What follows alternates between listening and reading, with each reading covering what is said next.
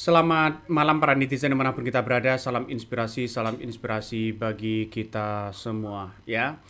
Banyak yang kemudian mengkritik ya soal penangkapan Roy Suryo ini, mulai dari pengamat hukum ya, mulai dari kuasa hukum, mulai dari masyarakat Indonesia, mulai dari aktivis begitu kan ya.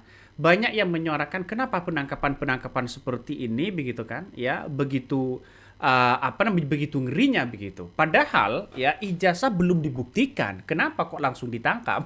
Banyak persoalan-persoalan yang harus kita uh, sampaikan begitu, terutama dari Hotman Paris, dari Profesor Mahfud MD begitu kan, ya dari aktivis-aktivis lainnya begitu, dari pengamat-pengamat lainnya. Seharusnya ijazah itu dibuktikan dulu di pengadilan, ya, baru setelah kalau memang palsu baru ke pencemaran nama baik. Tapi ini kan kebalik begitu kan, ya, kebalik di situ begitu. Ini kan menandakan ada apa di balik ini semua. Orang pasti tahu lah begitu, anak kecil pasti tahu. Makanya sekarang ini kabarnya, ini angin segar begitu kan, bahwa Roy Suryo ya melakukan melayangkan surat penangguhan begitu, dan bahkan ada 50 tokoh yang kemudian dijadikan sebagai jaminan dan bahkan pasang badan untuk membela Roy Suryo CS begitu kan dengan Dokter Tifa. Artinya kalau belum dibuktikan saja ijazahnya kok tiba-tiba ditangkap. Ini kan ngeri. Ini kan ngeri begitu kan.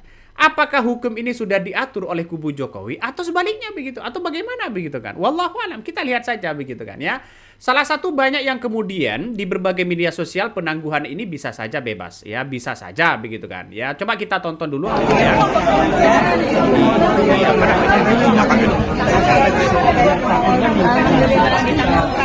Jadi tanggupan ya? Ya.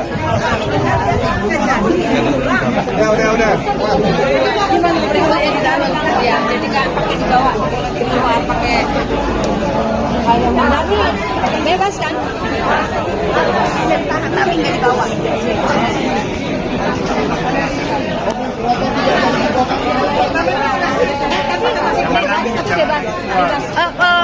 Bukan bebas, tapi Pak Roy dan Dokter Tifa tidak harus dibawa ke, karena memang itu cuma pesanan. Karena sekarang apa?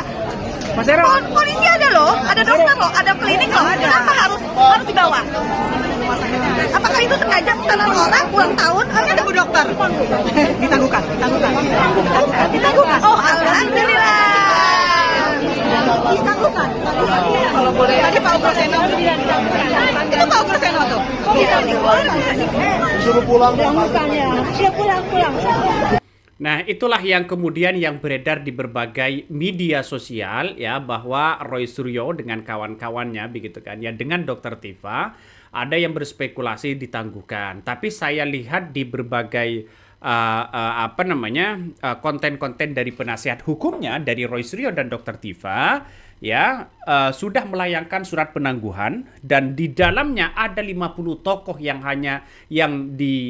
memberikan pasang badan begitu kan ya, yang memberikan jaminan di situ. Secara tidak langsung memang kenapa ijazah ini tidak ditunjukkan aja begitu kan? Kalau memang palsu kan bisa saja Jokowi melaporkan pencemaran nama baik.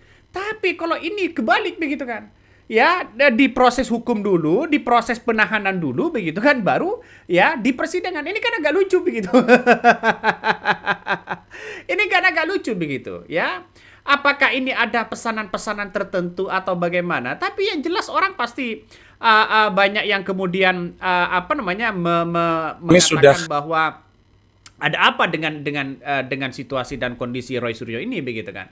Nah, Roy Suryo dan Dokter Tifa ini ternyata begitu menjadi penghambat bagi kubu Jokowi atau bahkan kepada Jokowi begitu kan ya. Karena kenapa? Karena sebentar lagi seorang Jokowi begitu ya, di hari ulang tahunnya juga mau keliling Indonesia, bisa saja Roy Suryo yang kemudian mondar-mandir di televisi memberikan satu statement yang kemudian bisa ada kepanikan kepada kubu Jokowi begitu kan ya. Masa iya kalau seorang Jokowi misalnya keliling Indonesia tiba-tiba ditanya soal ijazah palsu? Mau jawab apa begitu kan? Tapi kalau Roy Suryo ditahan, Dokter Tifa ditahan, dia sudah mengatakan begini, ya, mana Pak ijazahnya Bapak? Ya, ini sudah orang yang menuduh sudah ditahan. Nah, ini kan menandakan hanya memframing seperti itu begitu. Dan kita tahu bahwa hukum ini kebalik begitu kan. Ya seharusnya ya diproses pengadilan dulu ya, baru setelah ada bukti bahwa ijazahnya asli, maka kemudian lanjut dengan pelaporan pencemaran nama baik. Tapi ini kan tidak begitu kan ya. Diproses dulu begitu, ditahan Roy Suryo dengan kawan-kawannya, lalu kemudian diadili belakang begitu. Ini kan ngeri, Bos. Bagaimana kalau Roy Suryo bebas? Makanya tidak heran ketika Hosanuddin begitu dengan pengacara lainnya begitu kan marah besar ya soal bagaimana penangkapan itu begitu kan. Dan bahkan Ahmad Hosanuddin ini dengan kawan-kawannya begitu kan ya sudah melayangkan surat penangguhan. Semoga saja Roy Suryo bebas dan kembali lagi begitu menjadi tahanan kota, tahanan rumah, lalu kemudian bisa berbicara dan sebagainya begitu. Itu kan semakin ngeri, Bos ya. Coba kita tonton lagi apa yang kemudian disampaikan oleh Ahmad Hosanuddin. Konsolidasi dengan sejumlah tokoh untuk memberikan jaminan. Di antaranya ada Pak Sunarko, Majen TNI Purnawirawan, ada Pak Utruseno, Komjen Pol Purnawirawan. Ada juga Pak Din Samsudin sudah mengirimkan jaminannya, nanti kami tinggal mengkompilasi. Terakhir sudah ada kira-kira 50-an jaminan dari tokoh-tokoh untuk memberikan dukungan kepada Pak Roy Suryo dan kepada penegak hukum bahwa Pak Roy Suryo, Dr. Tifa itu akan kooperatif menjalani proses, jadi tidak perlulah dilakukan penahanan. Karena itu kami akan konsolidasi dengan tokoh-tokoh agar tokoh-tokoh ini memberikan jaminan dan ada agar keyakinan dari pihak kejaksaan untuk tidak melakukan penahanan. Karena ini kan penahanannya sebenarnya dari kepolisian yang belum ke tahap jaksa. Maka setelah pelimpahan kami akan minta ada jaksa dengan memberikan jaminan tidak perlulah. Kalau untuk ke persidangan kita siap bertarung. Saya siap ketemu dengan Saudara Jokowi dan saya akan pertanyakan seluruh dokumen yang berkaitan dengan Saudara Joko Widodo. Nah, itulah yang kemudian yang akan dilakukan oleh Ahmad Hosanuddin begitu. Bayangkan 50 tokoh begitu kan sebagai jaminannya. Artinya apa? Artinya kekuatan dari Roy Suryo ini tidak kaleng-kaleng begitu. Sehingga Jokowi ini kaget. Kubu Jokowi ini kaget begitu. Kok bisa ya? Bahkan kita lihat saja di berbagai media sosial begitu. Banyak yang justru mendukung Roy Suryo begitu. Kenapa kok ditahan duluan? Ya, salah Roy Suryo apa? Ijazahnya belum dibuktikan, ya tiba-tiba Roy Suryo lalu kemudian dibungkam. Apakah ini bisa menghambat stabilitas Jokowi mau keliling Indonesia atau bagaimana begitu? Ini kan ngeri-ngeri sedap. Makanya secara tidak langsung seperti apa yang disampaikan Profesor Mahfud MD begitu kan, yang memberikan tanggapan yang begitu luar biasa ya. Bahkan mengatakan bahwa ini kan kok kebalik hukumnya ini begitu kan ya. Ini nggak tahu lagi yang terjadi nanti di lapangan itu kan pasti kan bukan Jokowinya yang dikritik begitu kan, tapi seorang Presiden Prabowo Subiantonya begitu kan. Kenapa hukum ini kok seperti ini ya? Pasti disitulah tidak lepas dengan hukum yang ada saat ini yang dipimpin oleh Presiden Prabowo Subianto. Nah, orang-orang ini bisa saja begitu kan, bisa saja yang saya sampaikan ini begitu kan, bisa saja seperti apa yang disampaikan Roy Suryo, Dr. Tifa ini kan orangnya kooperatif begitu kan. Sudah jelas lapor ya 30 kali begitu kan ya sampai laporannya. Sampai-sampai banyak pengamat yang mengatakan kenapa proses seperti ini kok terjadi begitu. Kalau bukan pesanan, kalau bukan orderan begitu kan. Kenapa kok seperti ini? Inilah menjadi spekulasi begitu. Nah, salah satu yang kemudian diungkapkan oleh Profesor Mahfud MD ini nampaknya benar juga begitu kan. Nampaknya kok kebalik begitu. Coba kita tonton apa yang disampaikan Profesor Mahfud MD. Polisi itu hanya mengimpun alat bukti lalu dijadikan bukti di persidangan. Polisi tidak boleh menyimpulkan ini asli gitu. Tidak boleh. Jadi harus diputuskan. Oleh sebab itu senarionya dua menurut saya. Satu, di pengadilan Roy Suryo itu sendiri nanti akan mengatakan begini, Roy Suryo akan mendesak ini, buktikan dong dulu bahwa itu asli, saya tuduh itu palsu, mana aslinya, kan gitu. Bisa begitu ya nanti? Ya bisa begitu, iya. Memang begitu kan. Iya. Mana aslinya, kalau saya nuduh palsu lalu aslinya tidak ditunjukkan, mana? Karena logikanya adalah harusnya iya dong. Gugatan soal ijazah dulu yang diproses, baru kemudian pencemaran nama baik kan? Baru dia pencemaran nama baik kalau ini terbukti palsu. Ini terbalik Mahfud. Ini sekarang pencemaran nama baiknya dulu yang diproses. Iya, tapi nanti di dalam kan penasehat hukumnya dan hakimnya harus membalik logika ini. Kalau tidak begitu nanti kacau hukum. Nah, itulah yang kemudian disampaikan oleh Profesor Mahfud MD begitu kan. Banyak profesor-profesor lain begitu yang kemudian mengungkapkan kepada publik begitu bahwa begitu kan ya, bahwa kenapa hal-hal seperti ini begitu kan ditangkap dengan banyak polisi ditangkap dengan seolah-olah korupsi triliunan dan sebagainya begitu. Ini kan uang orang-orang korupsi saja ditangkap tidak seperti itu begitu. Paling OTT berapa orang? Ini kan menandakan ada apa di balik ini semua. Orang kan pasti banyak bercerita itu begitu kan. Nah, yang terjadi tidak hanya kasus Roy Suryo begitu kan ya. Masih banyak kasus-kasus Indonesia ini di berbagai daerah kabarnya hukum tak lagi ditegakkan sebagaimana ya harusnya, tapi malah dinegosiasikan ya. Terlalu sering terjadi siapa yang kuat dan siapa yang berpengaruh. Hukum yang akan dirasionalisasi mengikuti kehendaknya. Itulah mengapa perlu reformasi di kalangan penegakan hukum. Kalau toh pada hakikatnya seperti ini, maka orang-orang akan melihat hukum di Indonesia ini begitu kan ya. Siapa yang punya jaringan kuat, siapa yang punya kekuasaan, siapa yang punya uang, dan situlah pemenangnya. Artinya hukum di Indonesia ini ya tumpul ke atas tapi tajam ke bawah. Orang-orang yang kemudian mempertanyakan soal ijazahnya dan sebagainya. Mungkin kubu Jokowi sekarang ini kegirangan ya seolah-olah sudah menang. Tapi kita lihat saja begitu kan. Ada hukuman akhirat nanti. Makanya dibuktikan aja di pengadilan di situ begitu. Nah, orang-orang akan mempertanyakan itu begitu kan ya. Nah, salah satu yang kemudian banyak dan kritikan besar dari Profesor Henry Subiakto begitu kan, dia adalah dosen profesor begitu kan ya di Universitas Airlangga begitu, mengatakan bahwa sayangnya ya penguasa ya negara tak punya kemauan dan kemampuan politik untuk melakukan reformasi. Elit politik banyak yang terjebak dan tersandra sehingga terpaksa membiarkan semua keanehan ini terjadi. Ya, status gua sering dirasa lebih menguntungkan dibandingkan dengan perubahan.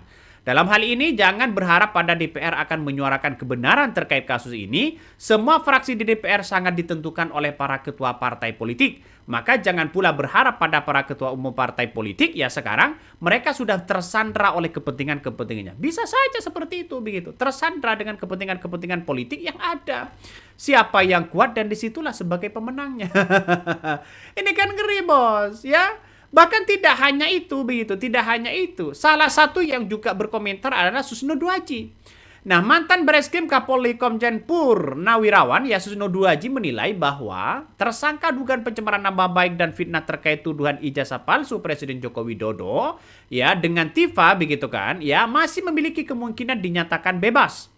Hal ini disampaikan Susno Duaji begitu ya setelah Roy Suryo dan Dr. Tifa ditangkap oleh penyidik Polda Metro Jaya.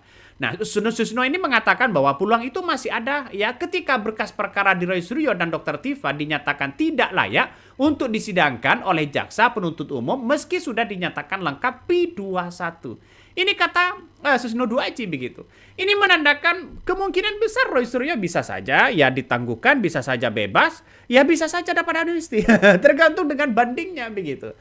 Nah, persoalannya adalah kenapa polisi ini begitu kan ya bisa menangkap Roy Suryo begitu. Padahal ini kan pelimpahan dari kejaksaan. Oke lah untuk penangkapan itu, tapi kan yang diproses hukum Roy Suryo ini apa begitu? Ijazahnya masih belum ditunjukkan, ya kan seharusnya kan di persidangan begitu. Kalau memang Roy Suryo sudah ditahan begitu, maka seharusnya kan ijazah itu kan asli begitu kan, ya asli tanpa membuktikan di pengadilan, kan itu logikanya. Dan orang-orang akan melihat itu, tunjukkan ijazahnya begitu. Kenapa tidak menunjukkan ijazahnya tiba-tiba di penjara? Ini kan agak lucu pada akhirnya, ya pada akhirnya agak lucu begitu. Apalagi ini nggak tahu lagi penegakan hukum ini seperti apa sekarang ini, nggak tahu begitu kan. Di era Presiden Prabowo Subianto, kalau ini tidak diberesin, Pak, tidak bisa begitu. Ya, maka orang-orang akan terus ya membicarakan bahwa wah gimana ini untuk bangsa dan negara kita begitu ya. Bahkan ya ini 50 tokoh juga disiapkan jadi penjamin penahanan Roy Suryo dan Dr. Tifa termasuk Din Syamsuddin ya. Muhammadiyah, Din Syamsuddin Muhammadiyah begitu. Memberikan tanggapan yang sangat luar biasa begitu kan. Memberikan apresiasi ya terkait dengan para tokoh-tokoh yang kemudian membela Roy Suryo ini begitu kan ya. Ini akan lanjut ke meja hijau ya. Bagaimana nanti di persidangan keaslian ijazah Jokowi itu. dan tidak hanya itu begitu. Ini menjadi tamparan kepada penegakan hukum yang ada di Indonesia. Ya, ini bahkan ya apa yang disampaikan oleh profesor tadi begitu kan ya dari Universitas Airlangga, ini kan sudah cacat hukum. Ya, sudah cacat hukum. Kenapa kok dipaksakan? Ada apa di balik ini semua? Orang pasti menanyakan seperti itu begitu. Nah, salah satu Din Samsudin ini sebagai jaminan bahwa Roy Suryo dan Dr. Tifa ya tidak kabur begitu kan ya, sebagai bentuk jaminan reputasinya dipertaruhkan di situ demi apa? Demi sebuah kebenaran. Dan sekarang kita bolehlah ya seorang Jokowi menang hari ini, tapi nanti di persidangan, tapi kita tunggu saja begitu nanti di persidangan akan ada perlawanan yang begitu sengit begitu kan ya. Bahkan apa yang kemudian disampaikan oleh Ahmad Hosenuddin ini kan sudah jelas begitu kan bahwa sebentar lagi begitu mungkin ada surat penangguhan atau bagaimana, tapi yang jelas surat itu sudah disampaikan oleh Ahmad Hosenuddin. Coba kita tonton seperti ini. Sudah konsolidasi dengan sejumlah tokoh untuk memberikan jaminan. Di antaranya ada Pak Sunarko, Majen TNI Purnawirawan, ada Pak Utruseno, Komjen Pol Purnawirawan. Ada juga Pak Din Samsudin sudah mengirimkan jaminannya. Nanti kami tinggal mengkompilasi. Terakhir sudah ada kira-kira 50-an jaminan dari tokoh-tokoh untuk memberikan dukungan kepada Pak Roy Suryo dan kepada penegak hukum bahwa Pak Roy Suryo, Dr. Tifa itu akan kooperatif menjalani proses, jadi tidak perlulah dilakukan penahanan. Apalagi sekali lagi penahanan ini tidak relevan ketika ada Sylvester Matutina dari kubu saudara Joko Widodo yang sudah inkrah tetapi tidak pernah dilakukan upaya paksa. Jangankan dilakukan penangkapan dan penahanan, diburu pun sampai hari ini tidak kita ketahui apakah seorang Sylvester Matutina itu diambil upaya paksa. Dan besok di Kejaksaan Negeri Jakarta Selatan, institusi yang sama yang harusnya mengeksekusi Sylvester Matutina, semestinya tugas jaksa yang pertama adalah justru mengeksekusi putusan, bukan memaksakan seorang yang masih status tersangka untuk ditahan. Karena itu kami akan konsolidasi dengan tokoh-tokoh agar tokoh-tokoh ini memberikan jaminan dan ada agar keyakinan dari pihak kejaksaan untuk tidak melakukan penahanan. Karena ini kan penahanannya sebenarnya dari kepolisian yang belum ke tahap jaksa. Maka setelah pelimpahan kami akan minta kepada jaksa dengan memberikan jaminan tidak perlulah. Kalau untuk Nah, itu yang kemudian disampaikan oleh pengacara dari Roy Suryo CS dan Dr. Tifa begitu kan ya. Ini kan menandakan bahwa kalau memang sudah dilimpahkan nanti begitu, maka surat penangguhan itu mungkin akan masuk ke kejaksaan. Bagaimana nanti kejaksaan memutuskan ini? Maka secara logika banyak yang mengatakan pasti ya tidak dipenjara dulu begitu kan.